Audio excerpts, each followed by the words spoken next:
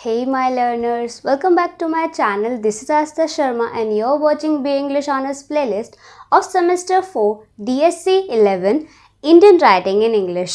और आज हम लोग फर्स्ट नावल स्टार्ट करेंगे the clear light of the day. और ये नावल बेस्ड है पार्टीशन के टाइम पे 1947 की टाइम की ये नावल है। इसके जो कैरेक्टर्स हैं यहाँ मैंने डिस्प्ले किए हुए हैं। यहाँ हम लोग सबसे पहले दास फैमिली से मिलेंगे। चलो कैरेक्टर स्टडी करते हैं। सो दास फैमिली में मिस्टर दास एंड मिसेस दास हैं और उनके 4 बच्चे हैं।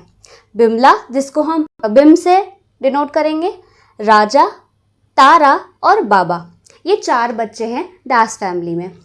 फिर बकुल, जो तारा के हस्बैंड बनते हैं नॉवल में, और आंट मीरा, जिनको मीरा मौसी भी कहा गया है, और ये इनकी मौसी हैं इन चारों की। फिर डॉक्टर भिस्वा, जो डॉक्टर भिस्वा हैं वो ट्रीटमेंट करते हैं बाबा का, क्योंकि बाबा एक स्पेशल चाइल्ड होता है और फिर उसको टीबी की बीमारी भी हो जाती है। नेक्स्ट हैदर अली। हैदर अली जो होते हैं वो नेबर होते हैं, इनके दास फैमिली के नेबर होते हैं और साथ साथ इनके लैंडलॉर्ड भी होते हैं। ओल्ड दिल्ली में इनका घर होता है। फिर आती है फैमिली, दास फैमिली का हमने स्टडी कर लिया। Next is Mishra family. Mishra family जो होती है वो बकुल की फैमिली होती है, जिसमें जो तारा है वो अब एज ए मैरिड वाइफ तो बकुल की हो जाती है, तो फिर वो फैमिली में किसके आ जाती है, लाई करती है मिश्रास फैमिली में। तो ये थे हमारे कैरेक्टर्स। अब हमारी स्टोरी स्टार्ट होती है कुछ ऐसे कि यहाँ पर 4 पार्ट्स में स्टोरी डिवाइडेड है। फर्स्ट पार्ट में तो एक प्रेजेंट स्टेटस के बारे में डिस्क्राइब किया जाता है कि स्टोरी में प्रेजेंट चल क्या रहा था। फिर सेकंड पार्ट में जो पार्टीशन के टाइम का टाइम होता है, जब इंडिपेंडेंस का टाइम होता है 1947 का, तब क्या सिचुएशन थी उसके बारे में डिस्प्ले किया गया है। पार्ट थर्ड में 1947 से पहले का टाइम, मतलब कि 1940 एंड 1947 के बीच का टाइम डिस्प्ले किया गया है।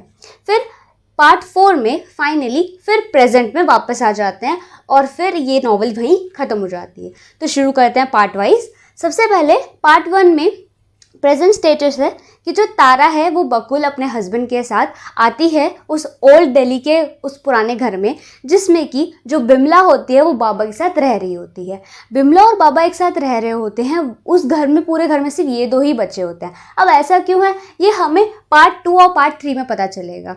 अभी पहले प्रेजेंट स्टेटस देखते हैं। तो यहाँ होता ये है कि जो तारा है वो बकुल के साथ आती है और कहती हैं कि जो राजा है ना, राजा की बेटी का शादी होने वाली है, तो राजा की बेटी की शादी का इनविटेशन लेके दोनों आते हैं। अब जो बिमला होती है वो बहुत ज़्यादा ही एग्रेसिव होकर और मतलब डिसअपॉइंट होकर सिर्फ इतना बोलती है कि मैं और बाबा शादी में नहीं जाएंगे। ठीक है, वो बहुत गुस्सा होती है राजा से, पर ये गुस्सा क्यों होती है वो हमें आगे पता चलेगा। सो बिमला जो होती है एट प्रेजेंट क्या करती है, रिजेक्ट कर देती है इनविटेशन शादी का। सेकेंड पार्ट आता है 1947 का, जब जो यहाँ पर हमारी दास फैमिली है इसमें कुछ ऐसी चीज़ें चल रही होती हैं जिसमें कि बहुत सारी सर्कमस्टेंसेस जुड़ती हैं और दास फैमिली टूट जाती है। दास फैमिली में सिर्फ बिमला और बाबा ही रह जाते हैं। अब देखिए होता क्या है। जो दास फैमिली है ना, उसमें जो मदर एंड फादर स्ट्रक्चर है, जो मिस्टर दास एंड मिसेस दास हैं, वो लोग हमेशा हैंग आउट करते रहते हैं, अय्याशियाँ करते रहते हैं, घूमते फिरते रहते हैं, मतलब अपनी मौज उड़ाते हैं। ठीक है, पूरा अपनी लाइफ को एंजॉय करते हैं और फैमिली पे बिल्कुल ध्यान नहीं देते। साथ साथ जो यहाँ पर राजा और तारा हैं वो दोनों भी अपनी बड़ी बहन बिमला की बात बिल्कुल नहीं मानते हैं। तो जो राजा है ना, उसको हैदर अली की बेटी से प्यार होता है। अब हैदर अली तो मुस्लिम, अब राजा जो है वो हिंदू फैमिली से, लेकिन इनको इनसे प्यार हो जाता है। और टाइम क्या चल रहा था, पार्टीशन वाला। सो जो राजा है वो एट दैट पॉइंट क्या था, जो हैदर अली की बेटी से उसे प्यार करता था। तो फिर वो क्या करता है, पार्टीशन जब हो रहा होता है तो उस टाइम पे सबको, जो मुस्लिम्स है हिंदूज है, वो लोग एक दूसरे माइग्रेट कर रहे होते हैं, इधर उधर जा रहे होते हैं पार्टीशन के टाइम पे। सो जो हैदर अली है वो अपनी पूरी फैमिली को लेकर हैदराबाद चला जाता है। तो होता ही है कि राजा भी ना अपनी फैमिली को छोड़ के, सारी रिस्पॉन्सिबिलिटीज छोड़ के उस लड़की के लिए चला जाता है हैदराबाद और वहाँ जाकर हैदर अली की बेटी से शादी करता है। यहाँ पर भी बिमला उसको कई बार मना करती है कि तुम घर के बेटे हो, तुम्हें यहीं रहना चाहिए, तुम्हें रिस्पॉन्सिबिलिटी निभानी चाहिए, ठीक है। एट दैट पॉइंट जो होती है, जो मदर होती है वो भी बीमार चल रहे होते हैं और फिर वो हॉस्पिटल में मर जाती हैं। फादर भी इनके एक्सीडेंट में मर जाते हैं। बचा कौन? अब बेटे को ही संभालना है सब कुछ, बड़ी बहन है और बेटा है तो फिर उनको ही संभालना है सब कुछ। तो फिर लेकिन वो इस चीज़ को ध्यान में ना रखते हुए, साथ साथ बाबा की भी तकलीफ होती है, वो भी टीबी से गुजर रहा होता है, तो वो भी ना देखते हुए वो सिर्फ अपने प्यार के लिए हैदराबाद चला जाता है और फिर वापस भी नहीं आता है। वहीं तारा भी बकुल, जो मिश्रा फैमिली का एक पर्सन होता है, उससे शादी करने के लिए बोलती है। लेकिन ना जो बिमला होती है वो उसको बहुत एरोगेंट लगता है बकुल, लेकिन तब भी वो बिमला के अगेंस्ट जाकर तारा भी शादी कर लेते हैं। तो यहाँ पे ऐसा चीज़ है कि फैमिली में कोई किसी की सुनता नहीं है, ना कोई किसी की बात मानता है, सब अपनी अपनी मर्जी का करते रहते हैं, ठीक। अब यहाँ पर ये चाहे चीज़ें हो गई। अब इन सारी चीज़ों में जो आंट मीरा थी वो वहाँ रहा करती थी, वो इनका टेक केयर करती थी। वैसे तो बिमला ही सब कुछ संभालती थी, पर एज ए सिम्बॉलिक कि हाँ ये टेक केयर करेंगी, इनकी केयर करेंगी, तो यहाँ पर आंट जो मीरा थी, इनकी मीरा मासी, वो वहाँ रहा करती थी। वो भी पूरी अल्कोहलिक थी, वो भी पूरा टाइम नशा करती रहती थी और उस नशे में ही वो एक दिन मर भी जाती हैं। तो यहाँ पर अब सारी रिस्पॉन्सिबिलिटी किसके पास होती है? बिमला के पास। बिमला क्या करती है? बिमला एक हिस्ट्री टीचर होती है, वो उससे ही अपना घर चला रही होती है, बाबा की टेक केयर कर रही होती है। बाबा को टीबी होता है तो टीबी का इलाज डॉक्टर बिस्वा कर रहा होता है और डॉक्टर बिस्वा को बिमला में इंटरेस्ट होता है, पर बिमला उसमें इंटरेस्टेड नहीं होती है, ठीक है। उसके बाद ये चाहे चीज़ें होने के बाद अब आता है पार्ट थर्ड जो होता है 1947 से पहले की बात है, जब बाबा पैदा हुआ था। जब बाबा पैदा हुआ था तो वो अनकंडीशनल बेबी था, तो यहाँ पर वो बहुत ज़्यादा ही एक तो साथ साथ उसको प्रॉब्लम भी थी, ठीक है, स्पेशल चाइल्ड भी था। तो उसके अकॉर्डिंग जो बाबा था उसकी टेक केयर करने के लिए आंट मीरा को उस टाइम बुलाया गया था। तो तब से लेकर प्रेजेंट टाइम तक वो रहती थी, लेकिन फिर मतलब 1947 तक वो रहती थी। उसके बाद फिर वो डेथ हो गई उनकी अल्कोहल की वजह से, ठीक है, मतलब नशा करने की वजह से, अल्कोहल की वजह से उनकी डेथ हो गई थी। लेकिन तब तक में बाबा के लिए as a take care Meera मासी को बुलाया गया था, तब वो उनके घर रहा करती थी। तो तब बाबा, मीरा मासी और बिमला रहा करते थे। अब क्या होता है, कुछ टाइम बाद ही जो राजा जब हैदराबाद चला जाता है तो उस टाइम पे ही वो ना बिमला को एक लेटर भेजता है 1947 के टाइम पे। जब वो वहाँ चला जाता है तो वहाँ हैदर अली, उनकी शादी हो जाती है, तो हैदर अली जब मर जाते हैं तो सारी चीज़ें किसकी होती है? राजा की होती हैं। तो जो राजा है अब वो उस घर का ओनर होता है, तो अब हैदर अली उनसे एज ए लैंडलॉर्ड लेता था रेंट। तो अब क्या था कि राजा उनको लेटर में लिखता है कि हैदर अली जो तुमसे रेंट लिया करते थे वैसे ही सेम रेंट लूँगा मैं, ठीक है, मैं उससे ज़्यादा नहीं लूँगा। लेकिन ये चीज़ ना चुभ जाती है बिमला को कि भाई देखो, अपना भाई होते हुए भी बहन से रेंट लेगा, ठीक है, उस घर का।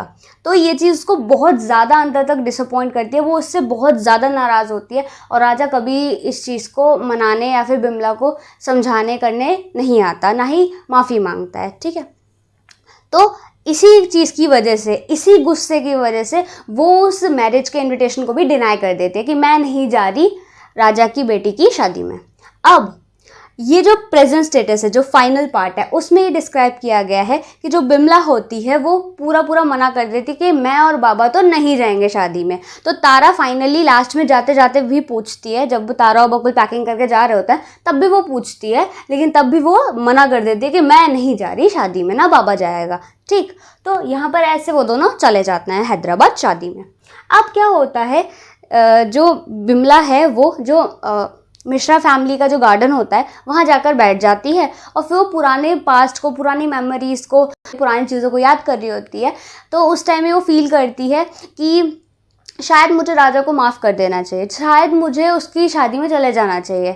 अब लगता है रीयूनियन कर देना चाहिए फैमिली का, क्योंकि फैमिली इंपॉर्टेंट होती है। सो उसको ये रियलाइज़ हो रहा था कि उसको राजा को माफ़ कर देना चाहिए और फैमिली में वापस एक अच्छा बॉन्ड बना लेना चाहिए। मतलब उनको फैमिली की इंपॉर्टेंस रियलाइज़ हुई थी। तो इसलिए यहाँ पर इस टाइटल का ही टर्म ये दिया हुआ है, the clear light of the day is the importance of family bond. Clear? So ये थी पूरी आपकी नॉवल। आई होप आपको पार्ट वाइज क्लियर हुई होगी। थीम एक बार पढ़ लेते हैं, फैमिली डायनेमिक्स एंड रिलेशनशिप। यहाँ पर फैमिली बहुत डायनेमिक थी, ठीक है, एकदम हर कोई अपनी अपनी मनमानी चलाता था, अपनी मर्जी, सबके अपने अपने रिलेशंस थे। जैसे राजा पार्टीशन के टाइम पे होते हुए भी, वो हिंदू होते हुए भी वो चीज़ें मुस्लिम पसंद करते, जैसे कि वो मुस्लिम लड़की से शादी करी उसने, साथ साथ उसने अपनी लैंग्वेज में भी उर्दू डलवाई, और साथ साथ वो मुस्लिम यूनिवर्सिटी में पढ़ना चाहता था, ठीक है। तो ये सारी चीज़ें उसने करी पार्टीशन के टाइम पे। तो उस टाइम पे बोला जाता था कि हिंदू जो हैं स्टूडेंट्स जो हिंदू हैं वो सेफ़ नहीं है मुस्लिम यूनिवर्सिटी में। तो उस टाइम सिचुएशन ही कुछ ऐसी थी कि ऐसा कहा जाता था। तो राजा तब भी उसको डिनाई करके वो सारी चीज़ें करता था, लेकिन तब भी उसकी फैमिली ने उसको हिंदू यूनिवर्सिटी में ही डलवाया। पर as in the final he married to a Muslim girl, Haider Ali's daughter, ठीक। Memory and nostalgia, partition and its psychological aftermath. तो पार्टीशन और उसके बाद साइकोलॉजिकल आफ्टरमेट जो इसमें चला वो हमने देखा कि कैसे कैसे क्या क्या चीज़ें चलती रही और कौन कौन किस किस अकॉर्डिंगली अपनी सोच के अकॉर्डिंग अपनी चीज़ें करता रहा। ग्रीफ एंड लूज, कि उनको जो दुख पीड़ा कष्ट जो हो रहा था एक अपने भाई को खोने का, क्योंकि भाई बहनों में एक अच्छा बॉन्ड था, ठीक है, सब लोग अच्छे से रहा करते थे। पर इन सारी चीज़ों की वजह से क्या हुआ, सब में दरार आ गई। So this is the whole novel. I hope you all like this video, share it with your friends and all the best for your exams too. और यहाँ पर हमारी नॉवल ख़त्म होती है। आई होप आपको क्लियर होगी। फर्दर डाउट हो तो कमेंट बॉक्स में आप कमेंट कर सकते हैं। And thanks for being part of my YouTube family. So till then, stay tuned. Bye bye.